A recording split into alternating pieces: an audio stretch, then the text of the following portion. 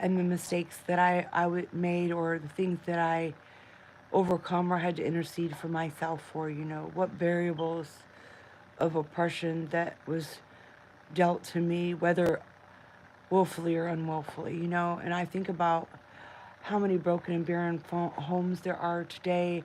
I know family units, and you can anticipate the spirit of envy or jealousy to strive in a child's life when there is a split family. Because remember, they're taking on a whole another rapport, another family. Maybe that family has children and this family over here. And we justify these things. More families are doing this nowadays because people don't stay and believe in one another. And so their children aren't shown what a sound family unit should be. And always there's going to be a child kind of feels lost when their parents separate, and sometimes get played pawns in between the two, fighting each other, the jealousy and envy, um, the gossiping and backbiting, and trying to get the child to believe one parent's worse than the other.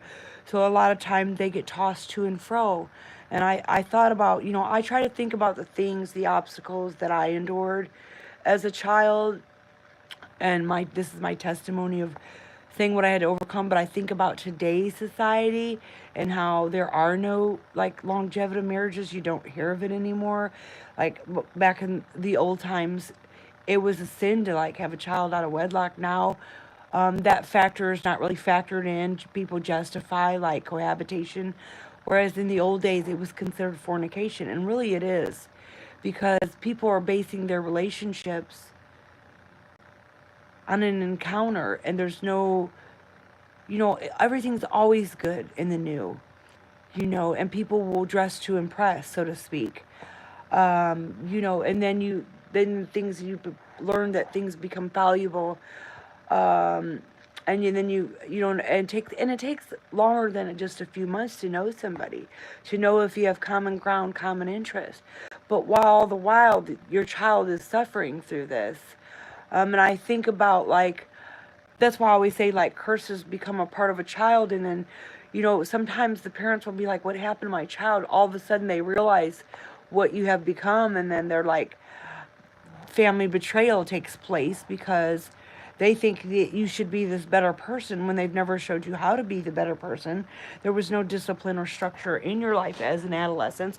That's why I said you can't expect people to be better than what you're willing to be. And sometimes this is why I talk about generational lineages, lying under curses, staying under those curses, and even justifying them. Well, they adhere to their abnormalities and think, well, everybody's doing this, or, you know, um, they just don't see the fires they're sitting into. And they start having the same family construction as the ones they've saw, broken and barren in bondage, and they do the best that they can. I'm not saying they're bad people. I'm saying that they have not been given the discipline or structure to have a sound family bond. So they continue in these relational oppression issues, lacking the things required to maintain or sustain it. And then learn how to operate in those bondages, and just think, well, we were just born to have these problems. We're born to be these people, or, because that's all they've ever seen. That's why I talk about children become what's poured into them, and they lie under curses most of their life. And this bondage will grow more fierce in each generation. That's why it says we bind and loose 10 generations back, all the way to Adam and Eve. We bear the sins of our forefathers, because it's poured into us. We see their pain, we see their trauma, we see their dysfunctionality, we see their oppression. And then we, as a child, like I say,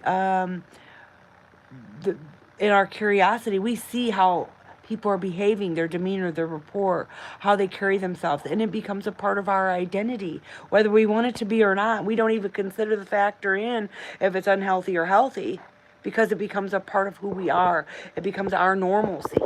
So to us, we think it's the normal way of life. That's why I say, if you could take someone who's had a structured, disciplined life and put them in a degraded or demoralized community, they would be in culture shock. Take one of them children out of there and put them in a upstanding community, and they would feel abnormal. They wouldn't fit. So this is what I'm saying. You're shifting, or transitioning them into a different way of life, even though it might be healthier for the other one on the other foot.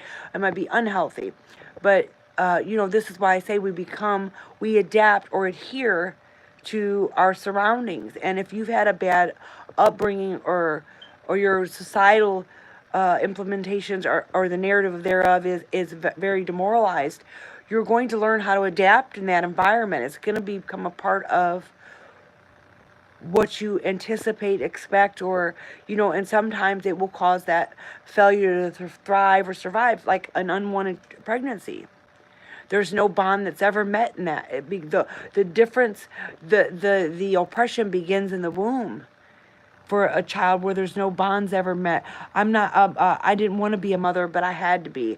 So I'm doing this because I have to, not because I want to. So there's dissonance in that relationship all through the child's life. And they're rejected, and they feel that. Children feel like, they say animals just sense things. Children do too. That's when you're ripping their innocence and purity out from among them. You're making them feel neglected, especially if they're in a family bond where there's a lot of issues, domestic violence or failure to thrive, or that's going to affect the child's reality. It's going to cause a separation, abandonment, codependency, rejection issues. And so they'll latch on to someone just to get out of that situation and raise another barren and broken family. They become, they just, they're in fight or flight survival mode. And wait a minute, someone shows them a little bit of attention because they were neglected at home. And they're going to think, oh, this is love. This is the love I need. This is exactly what I want or need. And then they latch on, not realizing it wasn't exactly what they needed, or it became more barren than what they seen, because they didn't have the skills to sustain it, or obtain the greatness that was required to make it longevitive. They just latched on because they felt accepted, or a little bit of attention was there.